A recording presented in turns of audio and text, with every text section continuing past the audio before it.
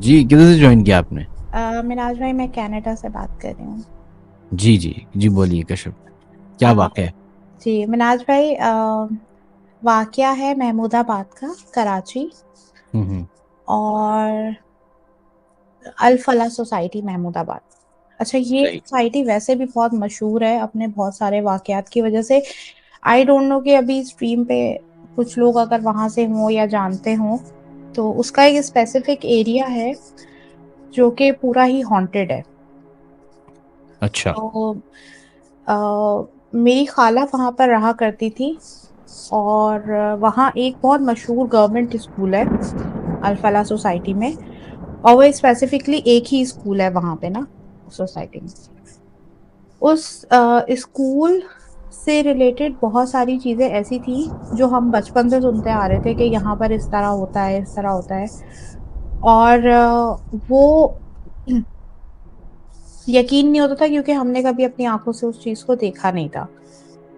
तो मेरे जो खालू थे, उनका घर, खाला का घर जो था वो बिल्कुल उस स्कूल की वॉल के साथ था, जहाँ स्कूल एंड हो रहा था।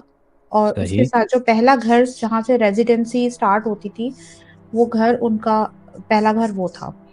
तो उनके घर पहले तो वो घर कंस्ट्रक्ट नहीं हुआ हुआ था। तो जब उस घर की कंस्ट्रक्शन हुई और छत वगैरह ऊपर बनी, तो उससे वो स्कूल जो था वो बिल्कुल क्लियर नजर आता था। मतलब उसकी गार्डन और एवरीथिंग, क्लासेस वगैरह सब कुछ। तो मोस्ट ऑफ द टाइम उनके घर में ना हैपनिंग्स, उनके घर में कोई चीज ऐसी नहीं थी। बट जब उन्होंने अपना घर कंस्ट्रक्ट करवाया, और कंस्ट्रक्शन के बाद जो है उनकी छत, स्पेशली जब छत से उस स्कूल का विजन क्लियर हुआ ना, हम्म। तो उसकी उस विजन क्लियर होने की वजह से ना, वो हैपनिंग्स उनके घर में भी ना स्टार्ट हो गई। अच्छा, उनके घर में इस तरह से लगता था। पहले उनका घर बहुत छोटा था, तो हम इतना ज्यादा आना जाना हमारा होता नहीं था क्योंकि बैठने की जगह कम थी और सब बहुत छोटे बच्चे थे। फिर बड़े हुए तो जाहिर सी बात है, सब खुद अपनी बिहाफ पे जाना शुरू हो गए। तो मेरा जो वहां पे फर्स्ट साइट का एक्सपीरियंस था, जो मैंने सारी स्टोरीज सुनी हुई थी, और कि मतलब इस तरह से होता है और बाकायदा नजर आता है, बच्चों को नजर आता है सब कुछ ना। तो रमजान के दिन थे और इफ्तारी का टाइम था। तो उनके रूम में मतलब उनका ऊपर सेकंड फ्लोर पे लास्ट रूम किचन था। और किचन के साथ लास्ट रूम, और लास्ट रूम की जो विंडोज थी वो स्कूल के अंदर खुलती थी, यानी कि अंदर नहीं, मतलब उस में खुलती थी जहां से स्कूल नजर आता था। ठीक है। तो मगरिब की नमाज से थोड़ी देर पहले मैं उस रूम में गई कुछ चीजें उठाने के लिए। तो मैंने ये देखा कि उस स्कूल में, जो उस स्कूल का जो थर्ड फ्लोर है, उसमें किसी एक क्लासरूम की ना लाइट जल रही थी। और ये कॉमन सी बातें, हो सकता है कि किसी की लाइट ऑन रह गई हो, बच्चे जाते हैं तो सम ऑफ टाइम स्कूल की लाइट्स ऑफ ऑन भी रह जाती हैं। हम्म। हेलो। तो ये एक नॉर्मल सी बात थी, और मैंने मतलब इसको इग्नोर किया और मैं वहां से वापस आ गई। तो अच्छा, ये इस सारे सिनेरियो में ना दोबारा मेरा उस रूम में जाना हुआ नहीं। ठीक है। क्योंकि फजर तक मोस्टली रमजानों में लोग जागते हैं। तो 11:30-12 बजे का टाइम था मेरा। मैं दोबारा अपना काम वाम करने उसी रूम में कुछ चीजें लेने गई हूँ। तो उस रूम की लाइट जल रही थी। और वो एक ऐसा होता है ना, जब आपको कोई चीज पता होती है तो आपका बार बार ध्यान वहीं जा रहा होता है। तो उस रूम जिस रूम की लाइट मैंने जलती हुई देखी, उस रूम की जल रही थी लाइट। और अच्छा, मैं वहां खड़ी हो गई, अपनी चीजें भी निकाल रही थी। और मेरी जो मैं देख वही रही थी खिड़की में, मेरे बिल्कुल सामने उस रूम की लाइट बंद हुई है। और उससे 4 रूम छोड़ के दूसरे रूम की लाइट खुद ब खुद ही ऑन हुई। अच्छा, ये वो चीज थी जो मैंने मतलब फर्स्ट टाइम अपनी लाइफ में ना ऑब्जर्व की किसी चीज की, कि ये बल्कि सेकंड टाइम ऑब्जर्व की इस तरह से कि एक चीज जो है वो मूव हुई है बाकायदा ना। हम्म। पर मैंने वहाँ से चीज़ें छोड़ी और मैं वापस आ गई। मैंने आके ये बात उनको बताई। मैंने कहा भई इस तरह से हुआ है। तो वो उन्होंने मुझे कहा कि भई आप लोग नहीं यकीन करते थे इस बात पे, लेकिन ये ऐसा होता है। अच्छा उनका क्या था कि उनके घर में ना आप 3 बजे जैसे वॉशरूम वग़ैरह अक्सर आप रात में उठ के जाते हैं या कुछ भी ना, तो 3 बजे के बाद ना 3 बजे तक आपको इस तरह से लगता था कि if you are moving around the home, आप वॉशरूम जा रहे हैं, किचन में जा रहे हैं, कुछ भी कर रहे हैं ना, तो आपको ऐसा फ़ील होता था कि आपको कोई ना वॉच कर रहा है, आपको देख रहा है। और ये रात के किसी स्पेसिफिक टाइम पे होता था? ये होता था 3 बजे, 3 साढ़े 3 4 बजे वाले टाइम में। सही। और ये सारी जो स्टोरी शुरू हुई ना, वो स्कूल तो हॉन्टेड है ही, वो हॉन्टेड था हमेशा से, ठीक है?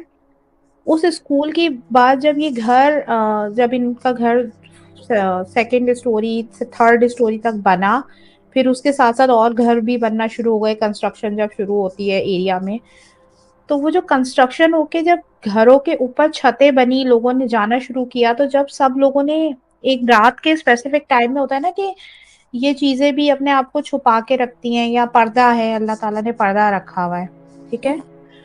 तो वो जब जैसे-जैसे लोगों के घर ऊपर बनते गए और टहलना लोगों ने छतों पे और देखना, झाँकना शुरू हुए स्कूल में ना, वो चीज़ें बढ़-बढ़ के ना घरों में आना शुरू हो गई।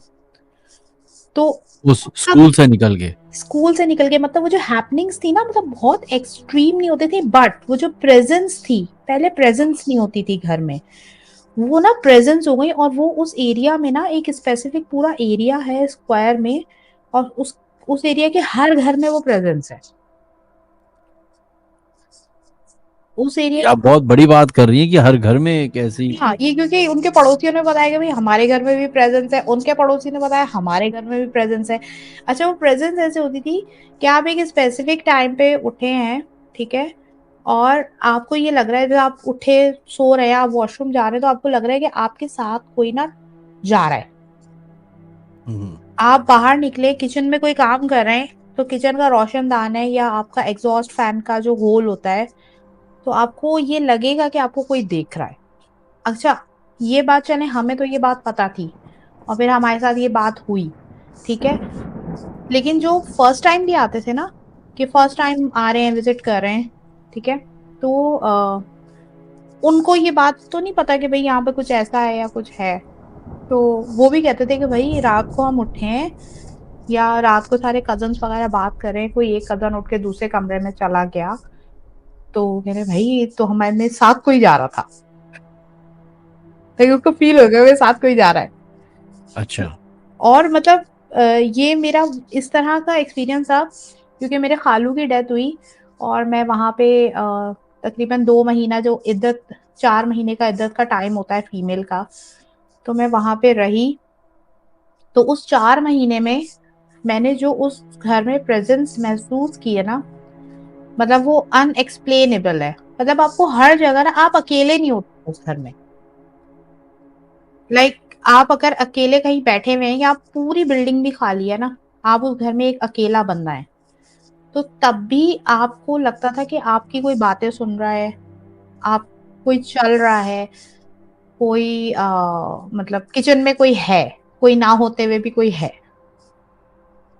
और 2-3 चीज़ें वहाँ पे हुई कि अगर कोई खाना ऐसा होता है ना समटाइम जैसे हम कुकिंग करते हैं, ठीक है? तो कभी-कभी ऐसा होता है कि हमारी कोई डिश बहुत अच्छी बन जाती है, सही? तो वहाँ पर ये होता था कि आपकी कोई डिश बहुत अच्छी बन गई है और आपने उसको खा लिया और नेक्स्ट टाइम के लिए रखा हुआ है और आपस में बातें कर रहे हैं, यार आज तो बिरयानी बहुत अच्छी बनी होनी। आप थोड़ी देर के बाद किचन में जाएँगे, वो चीज़ खराब हो जाएगी।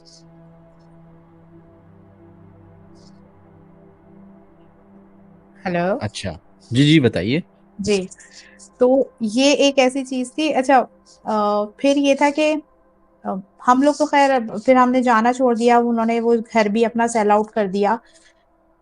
उसके कुछ अरसे के बाद जो है एक वहाँ पे हैपनिंग हुई कि उस स्कूल में जो बच्चे थे, उन्होंने वो आजकल वो जो चल रहा था अ, अक्सर बच्चे खेलते हैं कि पेंसिल के ऊपर पेंसिल रख के और वो चार्ली को बुलाते हैं, चार्ली कोई कैरेक्टर है उसके साथ, तो वो बच्चों ने कहीं पे वो प्ले किया था, तो उसमें उस स्कूल में जो भी चीजें थी, जो असरात थे, वो सामने आ,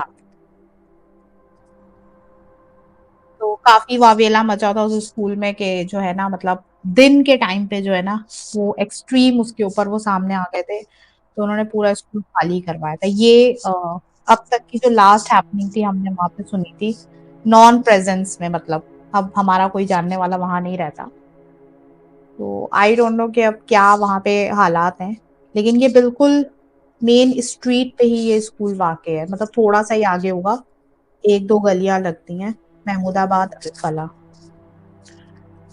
चलें, आई एम श्योर कि कोई ना कोई उस इलाके से हमारा प्रोग्राम सुनेगा और कमेंट सेक्शन पे ज़रूर बताएगा कि क्या ये बात दुरुस्त है या अभी तक इस तरह के वाक़यात होते हैं, या आपने जैसे बोला ना कि बहुत सारे घरों में भी वाक़यात होते हैं। सो आई एम श्योर कोई ना कोई सुनने वाला ज़रूर बताएगा हमें। श्योर।